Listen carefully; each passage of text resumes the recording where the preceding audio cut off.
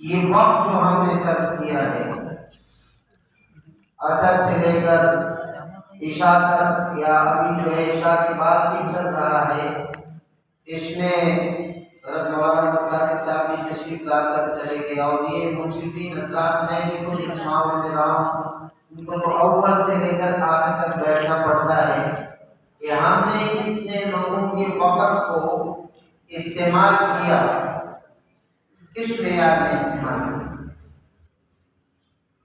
اور ہمارے جو شریک کارکن ہیں وہ اس مجلس میں آ کر شریک ہوئے، اس معیار میں شریک ہے۔ چھوٹا بڑا یہ اس کے امتیاز بات کی بات ہے، تو یہ ذمہ داروں کی ذمہ داری ہے پروگرام سے پہلے تشکیل کے اندر ان چیزوں کو رکھا جائے، پھر اس کے بعد ان پر غور کیا جائے کہ کیا کیا کمیاں ہیں، اور آگے کے لیے ان کمیوں کو ختم کیا جائے۔ اور جو ساتھی ایک رسمی طریقہ نہ چلا جائے بلکہ باقاعدگی کے ساتھ حقیقت پسندی کی بنیاد پر ہم اپنے کارکنوں کو تیار کریں۔ جب آپ ایک یونٹ میں حقیقت پسندی کی بنیاد پر اپنے کارکنوں کی تربیت کریں گے تو حقیقت ایک ایسی چیز ہے کہ وہ چھپ نہیں سکتی ہے، اس کو غلط نہیں کروایا جا سکتا، وہ خود کسی نہ کسی وقت منوا دیتی ہے۔ تو یہ میری گزارش ہے کہ آج کے اس مجلس کے بیٹھنے کے طریقے سے لے کر مہمانوں کو مدعو کرنے کے طریقے سے لے کر اور پروگرام کو کس ترتیب سے چلایا گیا ہے، اس پروگرام کو آنے والی یونٹ کے اجلاس میں ایجنڈا بنا کر اس پر بات کیا ہے، اور اس کی کمیوں کی نشاندہی کی جائے، اور اس کے اندر اصلاح کی جائے، سنوارنے کی کوشش کی جائے۔ یہ بھی ہمارے حوصلے کا ایک بنیادی حصہ ہے۔ تنقید سے اے دوستو ہم مرعوب نہیں ہیں، تنقید نے اے دوستو سنوارا ہے ہمیں۔ تنقید سے مرعوب نہیں ہونا ہے، پھر خود اپنے مجلس میں ایک دوسرے کی جو ہے ہم ان اجلاسوں میں کمی کوتاہیوں پر نظر کر کے نشاندہی نہیں کریں گے تو پھر ظاہر ہے کہ ہمیں دنیا میں جا کر جب مقابل ہوں گے پھر وہاں ہماری غلطیاں سامنے آئیں۔ یہ مجلس ہوتے ہیں اسی لیے کہ اس میں غلطیوں کی نشاندہی کی جاتی ہے اور اس پر جو ہے اصلاح کا ماحول بنایا ہے۔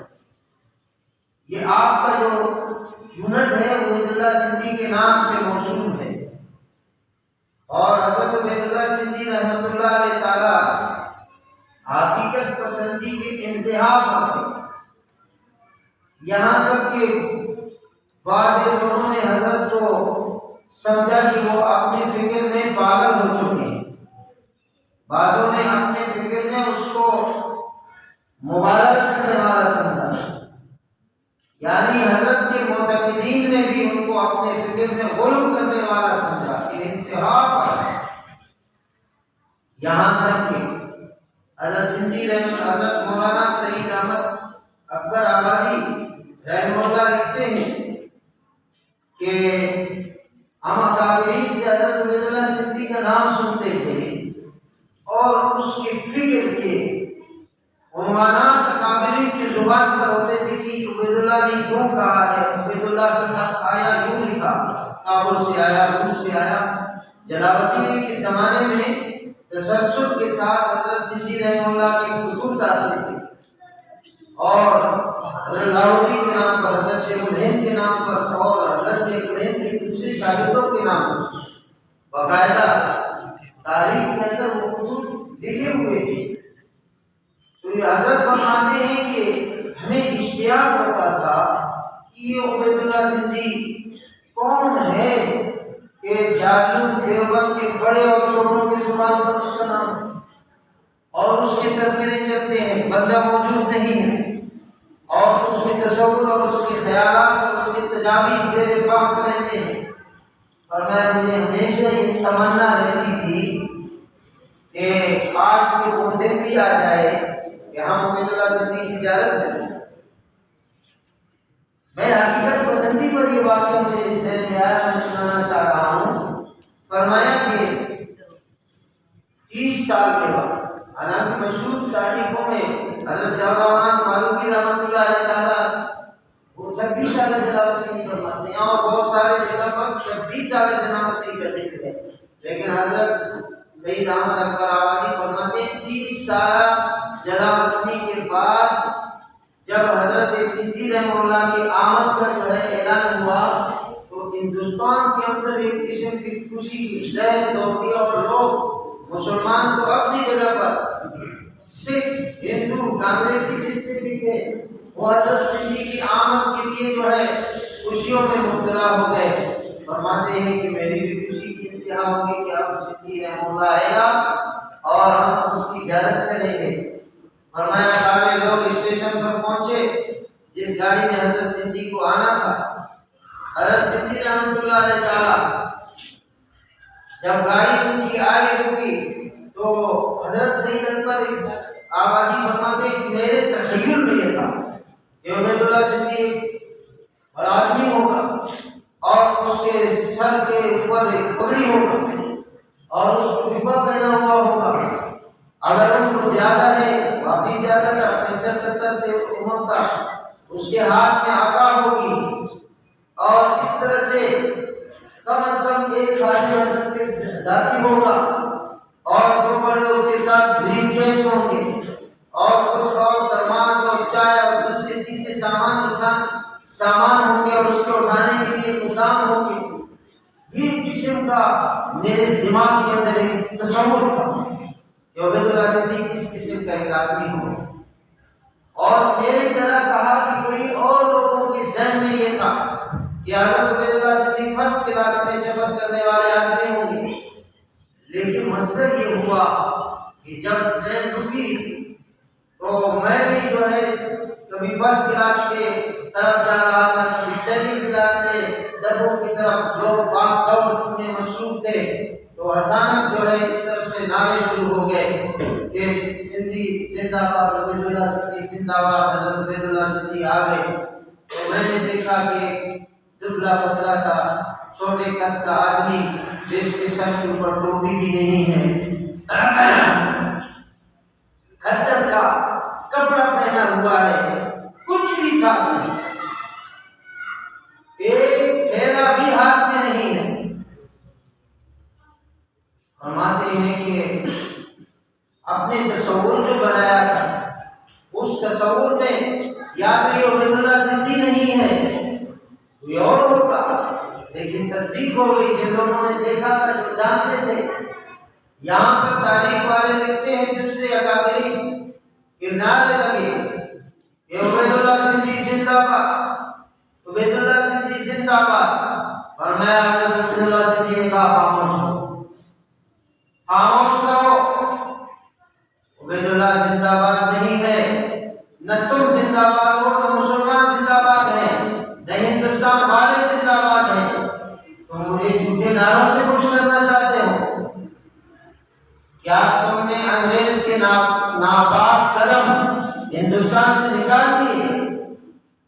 جب تک انگریز کے ناپاک قدم ہندوستان سے نہیں نکلے ہیں، نہ میں زندہ باد، نہ مسلمان زندہ باد ہیں، نہ کوئی شخص زندہ باد۔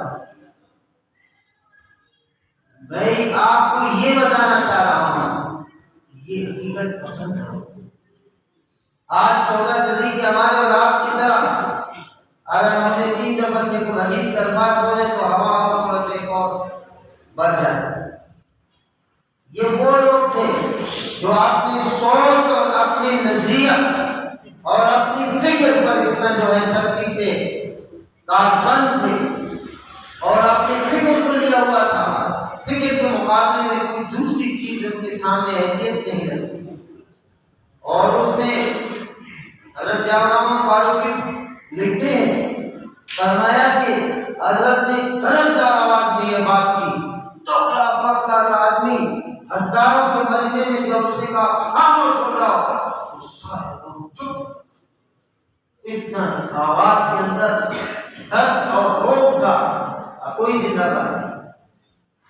اور اس طرح سے حضرت سید احمد اکبر آبادی فرماتے ہیں کہ حضرت سندھی رحمۃ اللہ علیہ تعالیٰ دلی سے تقریباً 8 میل جو کلومیٹر کے حساب سے 12-13 شاید بن جائے، اتنا دور رہتے اور جمعے کے لیے جامع مسجد دلی میں آتے تھے۔ اور حضرت فرماتے ہیں کہ پھر جمعے کی نماز کے بعد وہاں پر ایک ادارہ بنا ہوا تھا، اس میں تشریف لاتے تھے۔ حجت اللہ بالغہ پر جو ہے علماء سے سوالات کرتے تھے، بحث مباحثہ علمی بحث ہوتا تھا۔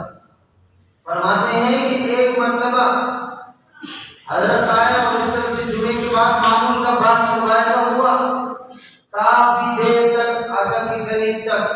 پھر حضرت جب وہاں سے نکلے تو میں واپس آیا، میں نے دیکھا آگے ایک بالکل خصیص ہوٹل ہے، حضرت سندھی رحمۃ اللہ علیہ تعالیٰ اس پر کھانا کھا رہے ہیں۔ میں نے تجسس ہو گیا، میں آپ کا کھانا کھا رہے ہیں۔ حضرت نے فرمایا کہ کیا وہ میں وہاں سے نکلا تھا تو کھانا تیار نہیں تھا، تو اس وجہ سے پھر ادھر بات گفتگو شروع ہو گیا، ابھی فارغ ہو گیا، میں نے کہا یہاں سے کھانا کھا لیتا ہوں۔ حضرت سید احمد اکبر آبادی فرماتے ہیں کہ خدا کی قسم بات یہ نہیں تھی، بات کچھ اور تھی۔ بات یہ تھی کہ حضرت وہاں سے جو نکلے تھے وقت سے پہلے، اس لیے کہ کرایہ نہیں پڑا، اور 8 میل سفر کر کے جمعے کی نماز میں آج تشریف لائے، اور واپسی میں بھی کرایہ نہیں تھا، 3 آنے تھے، ان 3 آنوں کا حضرت نے یہاں پر کھانا کھایا اور واپس پیدل تشریف۔ حضرت سید احمد فرماتے ہیں مجھے انتہائی اس پر تعجب ہوا، اور ایک بار میں حضرت سے قریب ہو گیا اور مانوس ہو گیا، اور حضرت نے بھی میرے کو جو ہے اپنے قریب کیا، اور اس طرح سے مختلف چیزوں میں مجھے مشاورت میں لیتے تھے۔ تو میں نے ایک دفعہ عرض کیا کہ حضرت آپ ٹوپی کیوں نہیں پہنتے؟ کوئی جرأت نہیں کر سکتا تھا سوال کرنے کا۔ تو یکدم جو ہے فرمایا غصہ ہوتے، غصے میں کہا یہ دیکھ رہا ہے لال قلعہ، جب سے لال قلعہ میرے ہاتھ سے گیا میں ٹوپی نہیں پہنتا ہوں، جب تک میرے قبضے میں نہیں آیا میں ٹوپی نہیں پہنتا۔ میرا غیرت گوارا ہے۔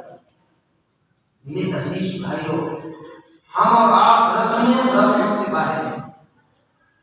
میں ایک بات تک کہنا چاہتا ہوں، ان رسموں نے ہماری جڑیں کھوکھلی کر دی۔ رسمی جماعت، رسمی میٹنگیں، اختلافات، جھگڑے عہدوں پر، JTI کی یونٹ سے لے کر DI کی یونٹ سے لے کر کیا چیز۔ آپ میں حلفیت دیتا ہوں، ہم سدھریں گے اس وقت جب اپنے اکابر کی حالت، اپنے اکابر کو پڑھو۔ ایک اکابر کی پوری حالات اگر ہم پڑھیں ایک خلافت ختم ہو۔ حضرت سید احمد فرماتے ہیں کہ وہ اس طرح سے اچانک ایک دن میں حضرت کے ساتھ باہر نکلا گھومنے کے لیے، تو حضرت میرے ساتھ یہاں ایک بندے نے گاڑی روکی، ہارون سید ہارون کے نام سے کراچی کا کوئی بند تھا۔ حضرت عبد اللہ سندھی کو دعا سلام کیا، اور اس وقت حضرت کو ہم لوگوں نے ایک کمرہ دیا تھا، وہاں رہائش تھا حضرت کی۔ تو اس شیخ نے اس کو کہا کہ کراچی میں ایک مسئلہ ہے، اس میں آپ کے آنے کی ضرورت ہے۔ کہتے ہیں کہ حضرت سندھی نے میرا ہاتھ ملایا، اللہ حافظ، اور ان کے ساتھ گاڑی میں بیٹھ گئے۔ اچھا میں نے سوچا کہ حضرت سندھی تو کچھ نہیں اٹھا کر گئے، مجھے تو خیال ہی نہیں تھا کہ سندھی کے پاس کچھ بھی سوائے ایک جوڑے کپڑے۔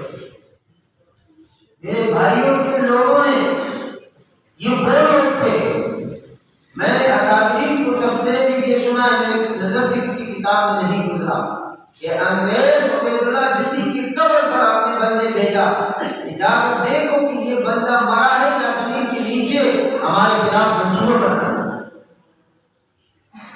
یہ وہ لوگ، اور میری نسبت شاگردی کی لحاظ سے بھی حضرت سندھی سے بہت قریب ہے، الحمدللہ۔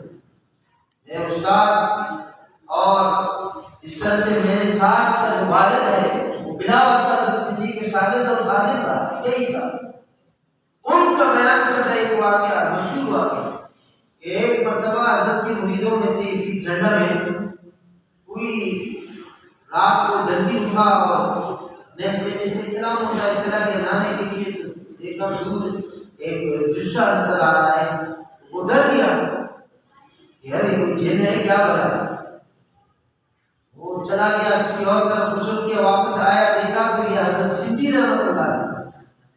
حضرت کو کسی میٹنگ میں جانا تھا اور وہاں مکالمہ تھا انگریز کے ساتھ. جوڑا کپڑے کا ایک تھا. فرمایا کہ آپ نے وہ دھوتی باندھ کر اس جوڑے کو دھو کر کے سکھا رکھے. ان لوگوں نے اپنی کاس کے ساتھ سچائی کی. دنیا کفر نے ان کو سمجھا اور دشمن سمجھا. ان کے منصوبوں سے آج تک جو ہے ہم سے زیادہ کفریت آ کر رہنمائی دے کر مسلمانوں کے خلاف جو ہے اسی راستے کو بند کرنے کی کوشش کرتا ہے جس راستے کو انہوں نے نشاندہی کیا تھا چلانے کے لیے. اس لیے میں آپ سے یہ عرض کرتا ہوں کہ آپ لوگ حقیقت پسندی کریں، یہ شوبازیوں سے باہر نکلیں، یہ رسموں سے باہر نکلیں، حقیقت پسندی پہ کام کریں، اکابر کے حالات پر ایک ساتھی 2 ساتھی 10 ساتھی صحیح معنوں میں نظریاتی بنے. حضرت شیخ الہند کے فلسفہ شاہ ولی اللہ کے فلسفے میں حضرت سندھی فرماتے ہیں کہ اگر آپ نے پوری زندگی میں ایک شخص تیار کیا تو آپ نے دین کا حق. شخص جو دین کو سمجھے اور دین کا داعی بنے. یہ سندھی رحمۃ اللہ علیہ تعالیٰ کے حالات میں عجیب ہے، کیونکہ میں تو کوئی اور بولنا چاہ رہا تھا دستور کے حوالے سے کچھ باتیں، لیکن یہاں پر ماحول آپ لوگوں نے ایسے کر دیا کہ بزرگوں کے سامنے سارا جو ہے پروگرام آگے پیچھے ہو گیا. اس لیے میرے بھائیوں تو ایک حوصلہ جو ہے ہمارے حضرات نے دیا کہ بچوں نے جو تکبیریں کی کہ کوئی معمولی بات نہیں، یہ پریکٹس ہو. ایک حافظ حفظ کرتا ہے کتنی غلطیاں اس کی نکلتی ہیں جا کر ٹھیک ہو. اور اس طرح سے جو دوسری بات بھی میں نے آپ کے سامنے عرض کیا کہ اپنے نظر کے اندر کی کمیوں پر نشاندہی کریں. اور اصل چیز آپ کا نظر ہے. دکاندار کے پاس کئی چیز ہوں، اگر اس نے سجایا نہیں ہے اس میں رونق نہیں ہوتی. اس طرح سے سبزی والے کوئی سبزی اور فروٹ ایسے رکھتے ہیں دور سے دیکھ کر